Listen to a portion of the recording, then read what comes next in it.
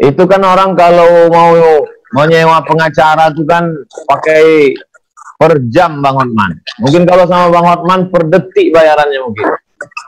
Kemudian susah orang mau jumpa pejabat. Jadi ketika Abang kasih fasilitas begitu, kemudian saya tengok Abang begitu langsung ada masalah, Abang bilang, Pak Menteri, para pejabat, tolong ini masalah. Terus Abang ngomong gitu, ada rasa takut nggak? Ada cemasnya? Sebagian besar berhasil. Sebagian besar berhasil. Saya kasih contoh, sudah banyak kasus pemerkosaan yang semula penyidikannya lambat, akhirnya sesudah saya viralkan langsung diproses. Bahkan baru 2 minggu lalu ada seorang ibu datang nangis-nangis karena putrinya yang masih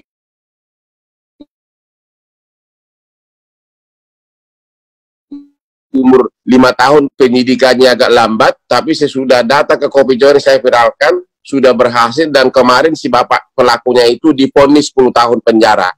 Sama juga di daerah Priok, pernah umur gadis 14 tahun, diperkosa sampai oleh seniornya di Pramuka, ya.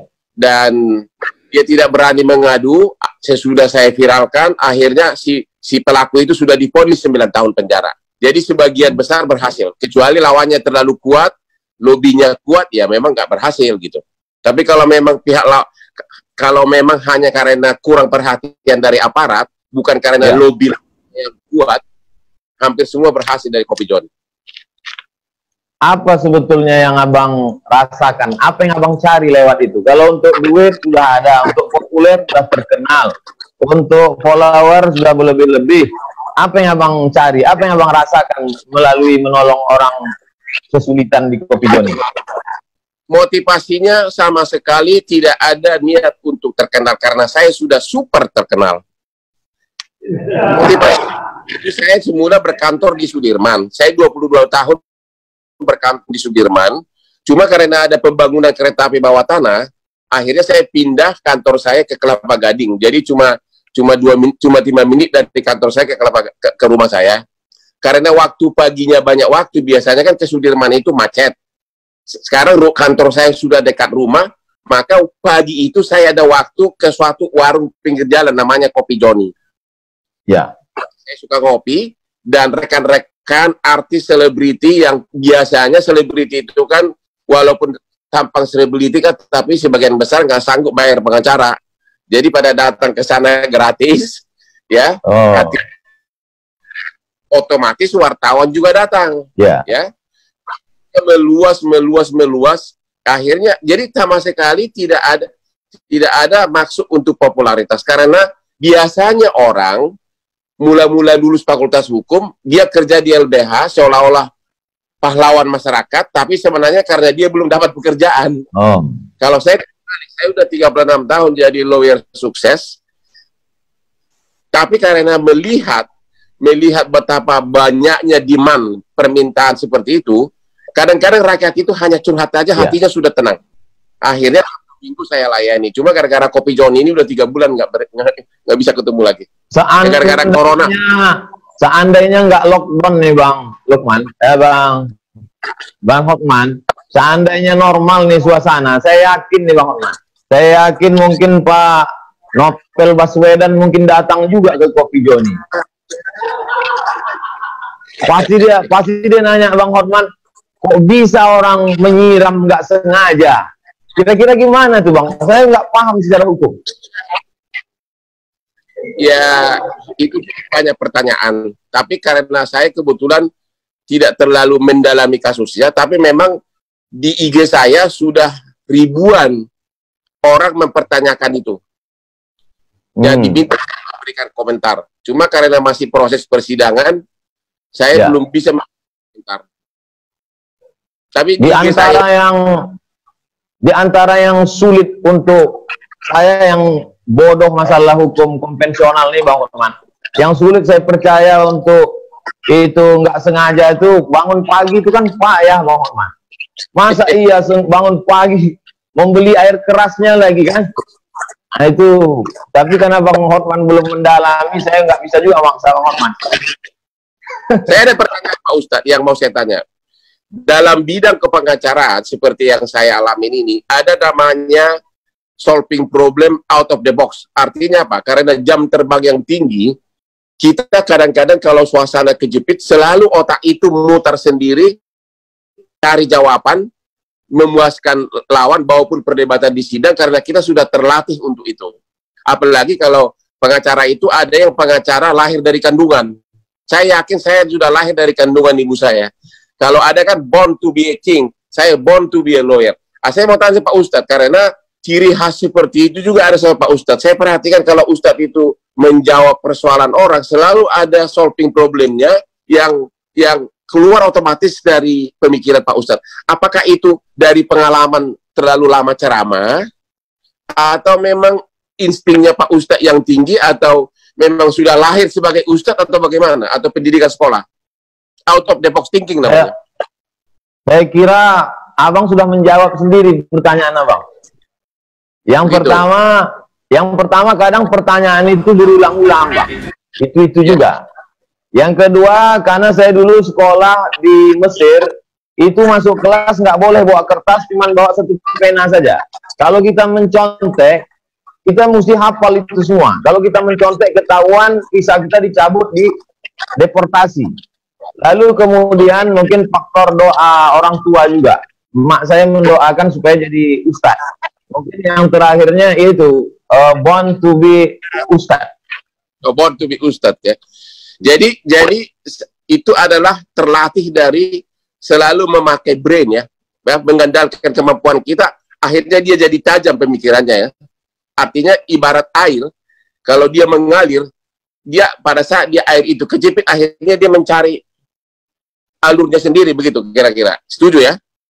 Iya Bang, ada namanya Ibnu Hajar. Ibnu itu anak, Hajar itu batu, anak batu. Jadi dia sulit untuk belajar. Lalu kemudian suatu hari dia lihat ada batu besar ditetesi oleh air yang terus menetes sampai akhirnya batu itu berlubang. Disitulah dia, kalau kita sering ketuk pintu, lama-lama yang punya rumah dibukakannya juga pintu. Kalau terus ditetesi, jadi saya kira termasuklah juga kita ini, saking seringnya kita intipan IG ini, akhirnya jumpa juga kita.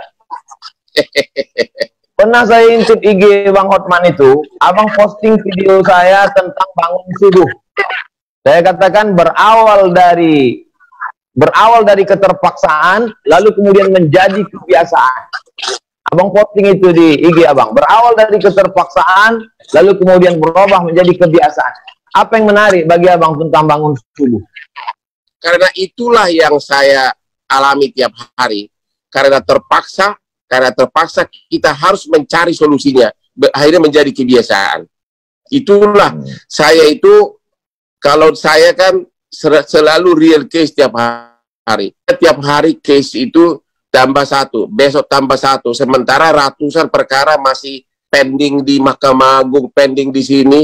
Sehingga otak kita itu menjadi seperti legal mind istilahnya.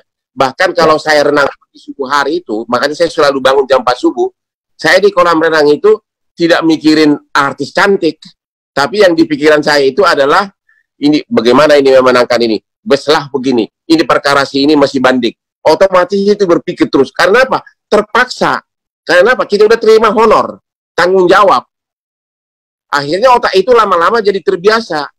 Kalau orang lain kan mikir, gimana caranya nangani ratusan perkara pakai gitu. Memang kelihatannya susah, tapi kan udah terbiasa, itu menjadi enteng. Saya juga melihat Ustadz kalau ceramah itu kok gampang benar itu menjawab pertanyaan orang. Jawabnya selalu, istilahnya bahasa Inggrisnya itu plain language. Bahasa yang sederhana tapi menggigit gitu loh. Oh.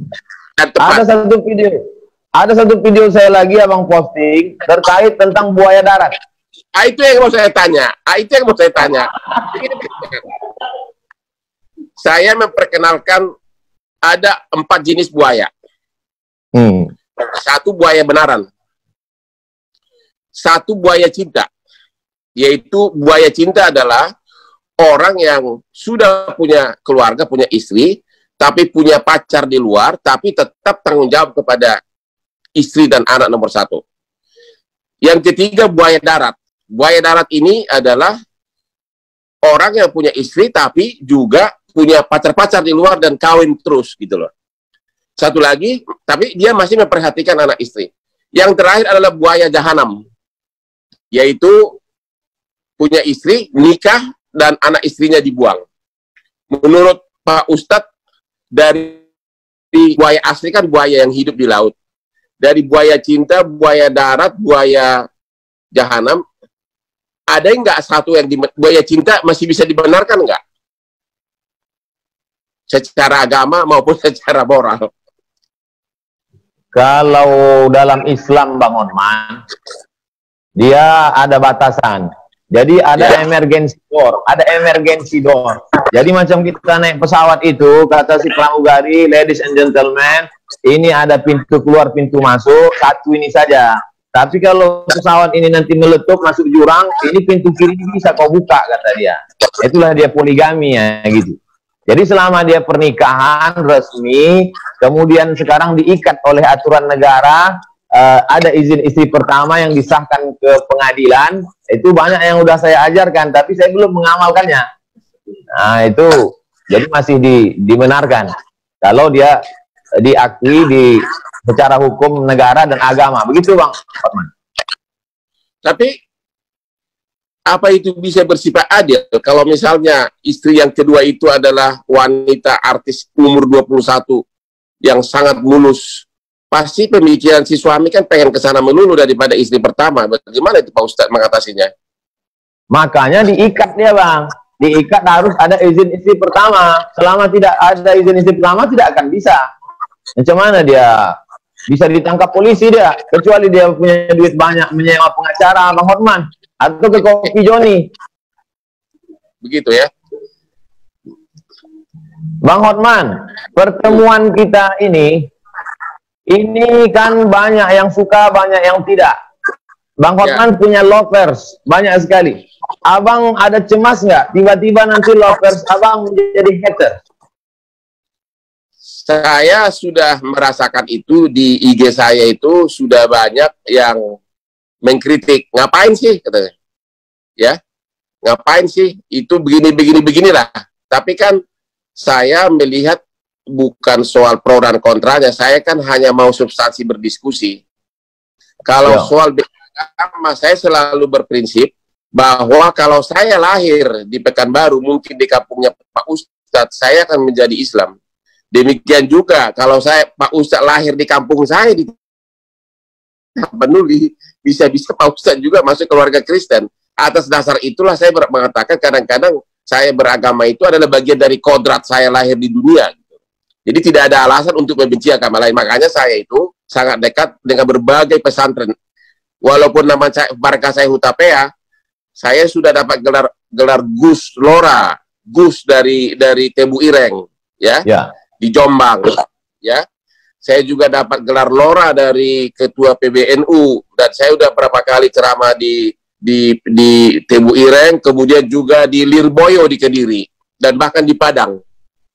Dan di situ saya melihat bahwa kehidupan di pesantren itu ternyata beda total dengan anggapan orang luar, seolah-olah pesantren itu adalah tempat di mana para aliran keras begitu loh. Ya, saya pun begitu juga Bang Hotman, karena pro kontra. Jadi saya katakan saya dengan Bang Hotman dipersaudarakan, pertama sama-sama manusia, bukan buaya. Kemudian yang kedua, kami sama-sama orang Indonesia. Kalau bahasa agamanya ukhuwah wataniyah, bersaudara karena sebangsa setanah air. Yang kedua ukhuwah insaniyah, bersaudara karena sama-sama manusia. Lalu kemudian dimanapun kita lahir, lalu setelah dewasa dalam ajaran agama saya diajarkan untuk mencari, untuk meneliti, dikasih Tuhan akal untuk berpikir. Lalu kemudian dalam Quran itu ada namanya surat Al-Mumtahanah ayat 8, isinya kalau orang yang berbeda agama denganmu itu tidak mengusirmu dari kampung halamanmu, tidak membunuhmu, tidak memerangimu, tidak mengusirmu, maka kau balas dia dengan dua. Berbuat baiklah engkau kepada dia dan bersikap adillah engkau. Oleh sebab itu, ketika abang menawarkan ke Kopi Joni dialog, saya merasa saya perlu merespon. Saya merasa perlu menjawab. Jadi ini sebagai jawaban saya, mudah-mudahan silaturahim kita tetap terjalin, insya Allah. Kebetulan ini saya biasanya dialog itu tidak menulis pertanyaan, Bang Hotman. Tapi malam ini saya khawatir salah ngomong, jadi saya tulis. Oke. Pak Somad ini kan sudah banyak fansnya. Jadi apapun yang diucapkan itu sering bisa kadang-kadang sensitif. Ya. Itu bisa mengandung pro dan kontra, terutama yang berbeda agama, seperti mungkin saya juga ngikutin ada pro dan kontra sebelumnya, tapi saya tidak mau membahas itu, ya. Tapi dengan peranan Pak Somad yang sudah banyak fansnya itu, ya saya juga menyarankan agar lebih lembut, lebih akomodatif gitu loh, terhadap yang juga beda agama, sehingga lebih banyak fansnya nanti gitu.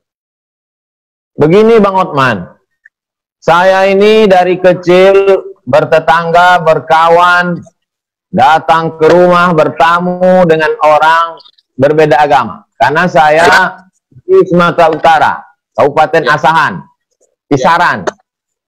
Jadi satu gang itu macam-macam agamanya. Lalu kemudian setelah saya belajar agama, saya ceramah. Ceramah itu ada yang tablik akbar di tengah tanah lapang, ada di stadion. Jadi bisa dengar ceramah saya satu persatu. Adapun yang diviralkan orang itu konteksnya pertama di dalam masjid. Sholat subuh, menjawab pertanyaan orang. Dan itu sudah kira-kira 4, 5, atau 6 tahun. Saking lamanya saya sudah ingat entah kapan. Di dalam masjid, tidak untuk publik, menjawab pertanyaan orang.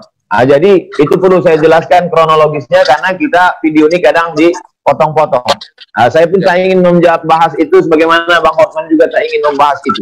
Saya kira sudah saya clearkan. Terkait tentang, saya lihat Bang Hotman mencuci obat pakai deterjen, kemudian pakai masker, kemudian melockdown diri. Itu sebetulnya Abang sedang mengajak apa dan gimana sebetulnya sikap terhadap corona ini? Saya tiap malam itu selalu nonton TV-TV luar negeri. Saya nonton CNN Internasional, saya nonton berbagai TV luar negeri. Saya melihat seperti di Amerika, sudah hampir 120.000 orang meninggal. Sehingga saya percaya bahwa tidak mungkin 120.000 orang meninggal hanya karena percikan ludah. Pasti ada cara lain yang membuat orang begitu banyak, yaitu antara lain melalui udara yang dari nafas dari si yang positif. Itulah membuat saya jadi parno, sehingga mesra hati-hati. Itu sebenarnya karena saya terlalu banyak, saya nonton semua kejadian di Brasil, di Italia, di Amerika, ya. Di Amerika sekarang sudah hampir 120.000. Nggak mungkin dong 120.000 itu kena percikan ludah. Pasti penularannya itu pasti di luar selain ludah pasti ada. Itu makanya saya apa boleh buat di rumah saya itu hampir di semua sudut ada sanitizer, ada semprotan. Udah nggak tahu deh, udah kayak parno begitu. Sekarang belum beraktivitas normal, Bang Hotman, masih di rumah saja. Justru dunia terbalik, karena dengan corona ini mau tidak mau kan orang harus mencari lawyer terbaik kan. Banyak perbankan yang setiap hari, barusan tadi sebelum Zoom dengan Pak Ustadz, barusan saya dengan direksi bank ini, justru saya panen pekerjaan. Karena waktu krisis moneter tahun 98, seperti sekarang, sayalah lawyer yang paling dapat rezeki waktu krisis 98. Bahkan saya 20 tahun, disitulah saya dekat sama keluarganya Prabowo, Hasim, perusahaannya Prabowo, semua saya yang menyelamatkan dari kepailitan waktu krisis moneter tahun 98. Makanya sampai sekarang silaturahmi sama keluarga Prabowo sama Hasim tetap berjalan. Dan sekarang ini pun dengan adanya krisis moneter, krisis corona berakibat kepada banyak benar transaksi menjadi terganggu, akhirnya butuh pengacara. Jadi saya sekarang kerja di rumah, Kantor saya kan kebetulan dekat. Jadi anak buah saya di rumah, aku egois melindungi diri di rumah. Jadi OB yang selalu kirim dokumen. Dan kalau ada meeting, saya nggak mau selalu pakai Zoom. Tapi kalau sidang anak buah yang perang, saya kontrol dari kantor. Jadi super busy, Pak. Dan endorse juga banyak banget. Mungkin Ustadz bisa lihat di IG saya, berbagai, bahkan sebagian besar malah ibu-ibu minta di endorse karena memang mata pencahariannya sudah tidak ada, minta agar makanannya dia buka restoran agar laku. Jadi memang super busy. Ya. Terkait tadi Abang ada menyebut pilot. Kenapa Abang disebut Raja Pilot? Waktu krisis moneter tahun 98, sayalah yang menangani pertama kepailitan di Pengadilan Niaga. Dan pada saat itu hampir semua perkara kepailitan saya yang pegang. Hampir termasuk PT Kiani Kertas, punya Pak Prabowo juga saya yang bela lolos dari kepailitan. Itu di situ saya dapat ratusan miliar rupiah. Ya, ratusan miliar rupiah. Karena memang waktu itu kan dolar hampir 20.000. Ya, jadi perusahaan susah. Dan ini pun dengan corona ini bakal menggila di perkara, tapi belum sekarang. Orang-orang debitur, para konglomerat masih sebagian besar masih sembunyi di Singapura. Nanti begitu pun mulailah terjadi perkara karena banyak kontrak yang terputus. Saya panen lagi begitu. Artinya apa? Kualitas akan selalu dicari orang. Saya 20 tahun, Pak, join sama Dr. Nono Anwar Makarim, Harvard Group, bapaknya Nadiem Makarim, yang Menteri Pendidikan. Dulu Nadiem Makarim itu anak kecil waktu saya sudah join sama bapaknya. Saya 20 tahun di Makarim Taira International Firm, saya 4 tahun di Australia dengan pengacaranya 700 orang. Seperti yang saya bilang tadi, itulah yang membuat saya menjadi out of the box. Apapun persoalan hukum bisnis, otomatis dari otak saya itu dalam bahasa Inggris sudah otomatis lancar. Akhirnya dalam musim corona ini, akhirnya orang akan mencari. Orang akan selalu mencari kualitas. Kira-kira begitu. Sombong dikit boleh Pak Ustadz ya? Australia, Bang Lukman. Bang Hotman, Australia. Berapa orang lagu Boti yang sampai ke Sydney? Kau tahu lagu Boti, Bos? Lagu Boti kampung halamanku. Berapa orang lagu Boti yang sampai ke Sydney? Ya, ada 1-2 lah. Tapi yang saya itu di sana bergabung dengan kantor pengacara di sini yang pengacaranya 700 orang. Seperti yang Pak Ustadz lihat di TV-TV itu. Ya, dimana kalau Ustadz lihat kan di TV pengacara-pengacara bule itu bersidang. Dulu kerja saya di situ, ikut mengantar pengacara-pengacara bule itu pakai wig ke sidang, dorong bukunya, saya nonton berhari-hari bersidang, dan saya belajar bahasa Inggris hukumnya. Akhirnya bahasa Inggris hukum itu kan tidak bisa dapat dari guru les. Itulah yang membuat saya menjadi benar-benar otaknya itu legal minds terus. Kalau dijawab berapa, saya cuma 1 orang lagu Boti ada di sini. Orang banyak melihat Abang kan bukan lagu Botinya. Orang melihat Abang Lamborghini-nya. Orang melihat Abang cincin berliannya. Banyak orang melihat setelah sukses. Sampai ada anak ospek kuliah itu, dia tulis cita-cita jadi Hotman Paris Utapia. Jadi 5 poin, kalau dibatasi 5 poin tiap sukses. Supaya anak muda ini jangan jadi pemimpi. Dia mesti belajar juga kerja kerasnya. 5 poin, bisa Bang ringkas? 1, harus jelas tujuannya dulu. Kalau mau sukses kita harus jelas tujuannya dulu, ya. Karena kita tidak mungkin sampai ke tujuan kalau kita nggak tahu, ya. Yang kedua adalah nyali. Nyali adalah salah satu pokok penting modal sukses. Tanpa ada keberanian akan susah sukses. Yang ketiga adalah kalau seperti kata si pendiri Facebook, ya, persisten, ya, persisten. Artinya ngotot gitulah, ngotot, ya, ngotot terus menerus, ya. Yang keempat tentu kerja keras. Yang keempat kerja keras. Yang kelima adalah socialize, mengenal, membina relasi. Itulah 5 inti pokok dari yang saya terapkan selama ini. Yang dulu tidak ada rasa, sekarang jadi rasa percaya diri. Jujur aja Pak Ustadz, saya memakai berlian ini bukan untuk pamer, tapi saya datang ke tempat rapat dengan dasi mahal, semua orang tahu bermerek, dengan cincin berlian yang kadang satu berlian ini 6 miliar, orang penampilan kita itu menjadi apa? Namanya itu self-confidence, convincing, ya. Orang bule itu Pak, saya kan paling sering bertarung sama orang bule. Orang bule itu suka agak rendah sama orang Indonesia. Karena dianggap kita ini masih bodoh. Tapi begitu kita masuk ruangan dari mulai sepatunya pun dia tahu mereknya, dasinya dia tahu mereknya, adanya di Champs-Élysées di Hollywood, adanya di Milan, dia langsung simpatik. Artinya apa? Orang yang berkualitas pakaiannya seperti itu, berarti otaknya juga berkualitas. Nah, itu bukan untuk pamer, tapi adalah bagian dari profesi untuk tampil pede gitu. Itu yang mesti anak-anak muda nih tahu Bang Hotman. Apa 5 poin tadi, dari mulai tujuannya jelas, bernyali, ngotot, kerja keras, sosialnya baik, kemudian tujuan dari gaya itu pun punya tujuan, bukan sekedar ingin hura-hura dan lain sebagainya. Saya kira itu mendidik. Kemudian terkait dengan 3F ini, banyak anak orang kaya gagal sekolahnya, narkoba, tinggal di luar negeri pun tak betul. Tapi 3F ini bisa tes pendidikannya gimana? Kiat Bang Hotman. Ya, pendidikan paling utama itu kan dalam keluarga. Apa yang dilihat kehidupan kita sehari-hari, mau tidak mau, itu otomatis melekat kepada jiwa anak.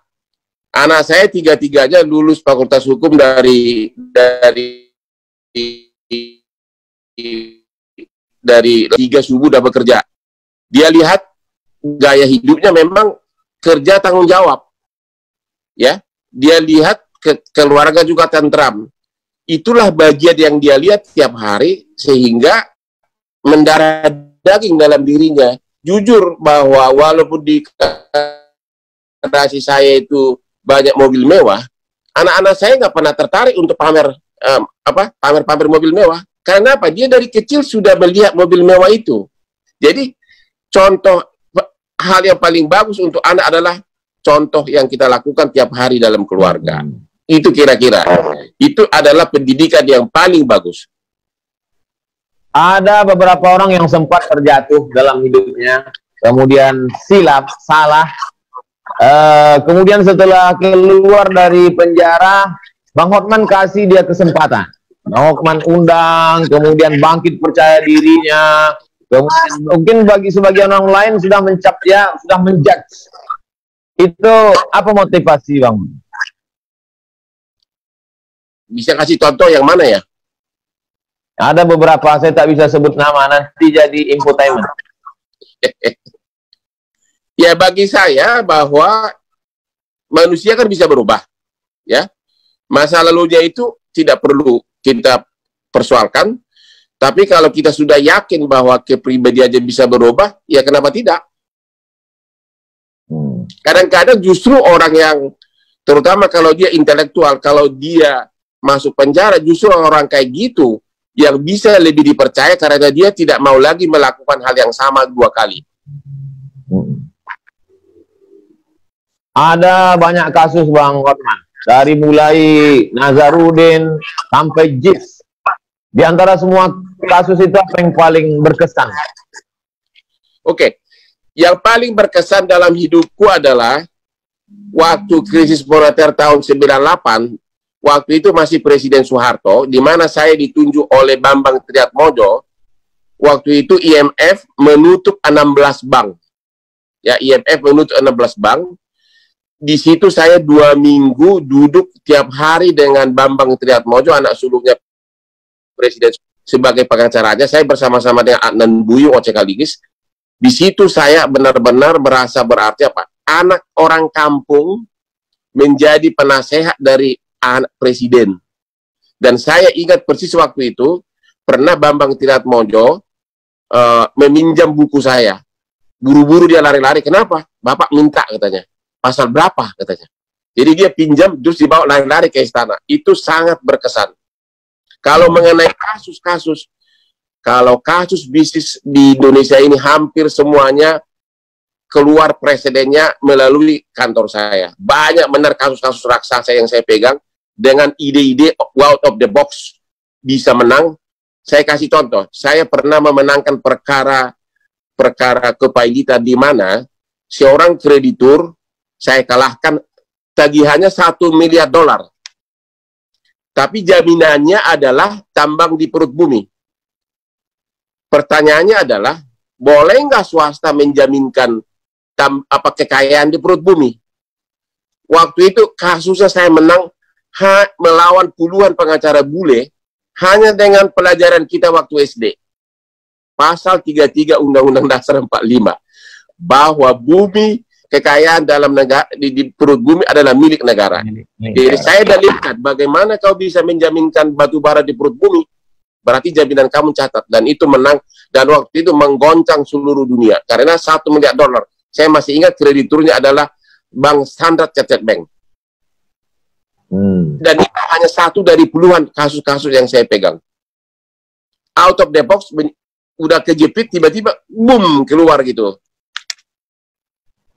Kita bisa sampai jam 10, Bang Hotman. Bisa, terserah Pak Ustadz. Aku mau tanya nih Pak Ustadz. Dengan krisis corona ini, ya, kita sadar bahwa hidup itu sangat singkat.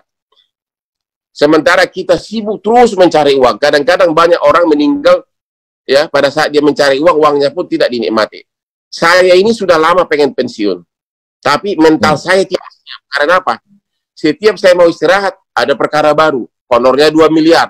Ada perkara ini, honornya 3 miliar. Akhirnya nggak jadi pensiun. Pertanyaan saya kepada Pak Ustadz, apa yang harus saya yakini agar orang itu rela meninggalkan duniawi dan benar-benar bahagia hidup menikmati dirinya?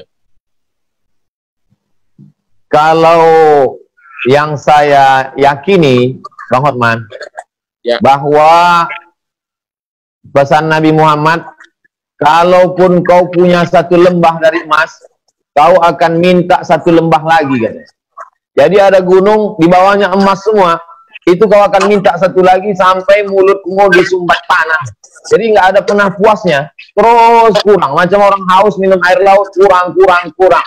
Jadi sebenarnya kepuasan itu ada ketika kita memberi. Makanya ada buku The Miracle of Giving. Jadi ketika dia memberi, dan saya lihat itu ada pada Bang Hotman, ketika Abang memberi beras, memberi sembako, saya kira Abang sudah menikmati itu. Jadi ketika memberi itu diperbanyak, orang akan menemukan kebahagiaan. Kebahagiaan yang tidak semu. Karena ada kebahagiaan ketika kita dapat, dia kemudian kering. Tapi ketika orang menemukan kebahagiaan yang tidak semu itu, itulah kebahagiaan yang sesungguhnya. Tapi dia rasa. Tidak semua orang bisa menceritakan apa yang dia rasakan. Dan apa yang Abang rasakan pun belum tentu bisa Abang bahasakan. Karena bahasa terlalu miskin untuk menceritakan tentang rasa. Saya jadi puitis pula jadinya depan Bang Hotman. Tapi itu benar. Bang Hotman sudah punya semuanya. Lalu kemudian apakah Bang Hotman bahagia? Gimana jawabannya? Belum bahagia. Karena itu tadi, mau pensiun ragu-ragu. Mau pensiun ragu-ragu. Begitu mulai kerja lagi, pusing lagi pemikiran. Ikut lagi terjun kepada masalah. Sehingga never ending story. Itulah yang saya tanya, bagaimana meng-cut off, ya udah that's enough, tapi susah. Anak saya 3, semuanya pengacara muda, saya perlu bimbing juga, karena pengacara itu tanpa jam terbang, tanpa benar-benar bekerja nanganin kasus, susah menjadi ahli. Orang boleh bergelar profesor doktor, tapi belum tentu bisa bikin surat kuasa, belum tentu bikin surat gugatan. The only way adalah dengan jam terbang yang tinggi. Itulah yang saya nggak bisa tinggalin. Tapi bahagianya ya semu. Abang pernah merasa sulit dalam hidup? Apa yang paling tersulit saat menjalani hidup? Saya kebetulan dari kecil bukan dari keluarga miskin, termasuk orang yang berada untuk ukuran kecamatan. Saya tidak pernah susah hidupnya dari segi keuangan. Saya bersepuluh bersaudara, 6 orang sarjana murni orang tua yang salah sekolahkan ke Unpar Parahyangan. Yang tersulit saya alami adalah ya hampir pernah mau bunuh diri waktu saya dari kantor pengacara internasional Andan Buyung oleh Profesor Subekti waktu itu yang menulis KUH Perdata. Saya diminta masuk ke Bank Indonesia, pindah ke Bank Indonesia. Gubernur Bank Indonesia yang sekarang adalah satu angkatan sama saya. Tapi pada saat itu saya melihat saya tidak punya masa depan di sana. Nggak bisa kaya Pak di sana. Itu antara lain yang saya lihat waktu itu. Kedua, saya sarjana hukum, disuruh belajar hitung dagang, disuruh belajar neraca, memang namanya bank kan. Disitulah saya menjadi pesimis, karena terus-terusan stres hari demi hari, akhirnya hampir waktu itu minum Baygon. Tapi saat saya mau minum Baygon, tiba-tiba saya mendengar tukang beca di depan rumah yang sedang bermain gaplek bisa ketawa-ketawa. Di situ saya sadar, tukang beca bisa ketawa-ketawa, sedangkan saya pegawai Bank Indonesia sarjana hukum tidak mau bunuh diri. Sejak itulah tekad bahwa I have to do it. Saya harus pilih pekerjaan yang saya suka, and I will do it the maximum way, dan berhasil. Di tengah keberhasilan Abang melewati masa-masa sulit segala macam, apa yang belum tercapai? Yang belum sebenarnya, pertama saya tidak pernah tertarik jadi pegawai negeri, tidak pernah tertarik jadi DPR, tidak pernah tertarik jadi menteri. Jadi sebenarnya saya sudah hampir tercapai semuanya. Sekarang yang belum tercapai adalah bagaimana 3 anak saya jadi pengacara benar-benar berkualitas. Yang kedua, agar saya bisa pindah ke Bali dengan tenang, bisa tiap jalan pagi melihat berbagai pemandangan, wanita cantik sambil olahraga, ya kayak begitulah, mau hidup tenang di Bali. Hanya itu tujuan saya terakhir. Tidak mau jadi pejabat dan tidak tertarik. Mau menikmati hidup. Benar, menikmati akhir hidup. Hidup tidak bisa ditambah, Bang Hotman, tapi kita bisa membuat hidup lebih berkualitas. Ya. Keyakinan saya mengatakan hidup sudah ditetapkan Tuhan, sehingga ketika dia datang kita tidak perlu takut dan kecewa, karena kematian itu pasti datang. Ketakutan tidak memperlambat kematian, keberanian tidak mempercepat kematian. Tapi kita bisa membuat sisa hidup ini berkualitas. Mudah-mudahan sisa hidup Bang Hotman dan kita semua berkualitas, baik, bermanfaat buat orang banyak. Di antara 2 orang ini, Opung Binahar Hutapea dan Rusmina Tio Binur Simanjuntak, siapa yang paling berpengaruh dalam hidup Abang? Wah, data saya dapat benar ya, sampai nama bapak saya tahu ya. Oke. Yang paling berpengaruh adalah dua-duanya IQ tinggi, saya tahu itu. Tapi yang paling berpengaruh dalam hidup saya adalah ibu saya. Ibu saya itu, waktu saya kecil, kami 10 orang bersaudara, dia bisa beli ikan mujahir 1 ember tiap minggu ke pasar. Ikan mujahir itu disup tiap hari dan dikasih ke anaknya, dan selalu dengan pesan agar kau pintar di sekolah. Dia percaya, walaupun dia orang kampung, dia percaya bahwa makanan turut membantu IQ.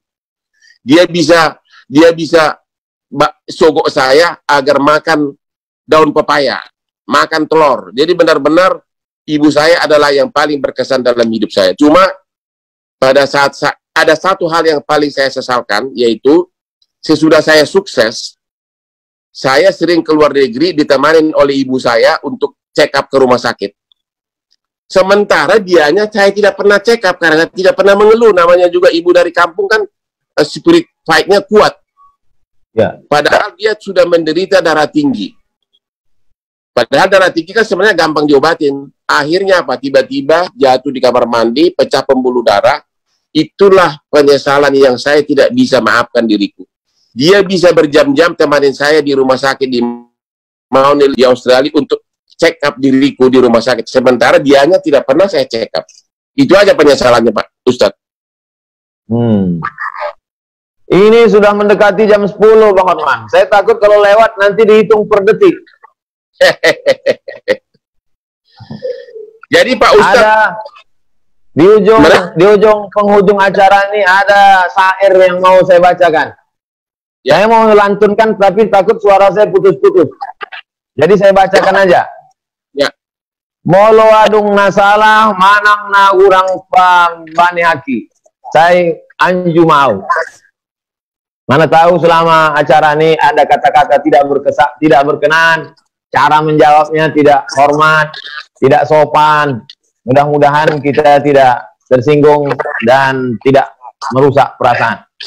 Jawaban saya sama dengan bahasa Batak lagi, dang adong nasalah.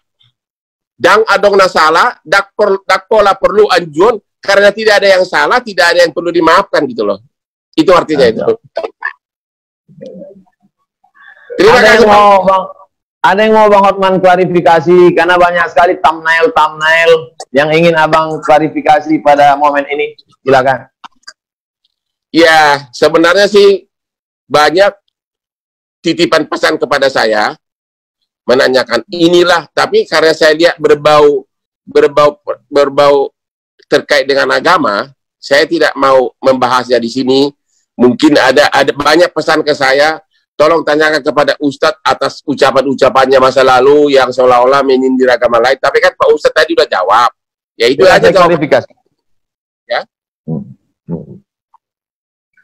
Saya ucapkan banyak terima kasih kepada Bang Hotman. Salam untuk Ibu Agustian Marbun. Ya, salam, dengar kok. Sukses selalu. Mudah-mudahan kita bisa ketemu di lain kesempatan. Kalau datang ke Pekanbaru, jangan lupa kontak-kontak. Ketemu insya Allah. Terima kasih Pak Ustadz, Sobat. Terima kasih. Sampai ketemu. Ya. Nanti saya datang ke Pekanbaru, akan saya cari langsung Pak Sobat. Ya. Amin. Oke, saya udah. Terima kasih banyak. Terima kasih. Salam. Selamat malam, Bang Oman. Salam.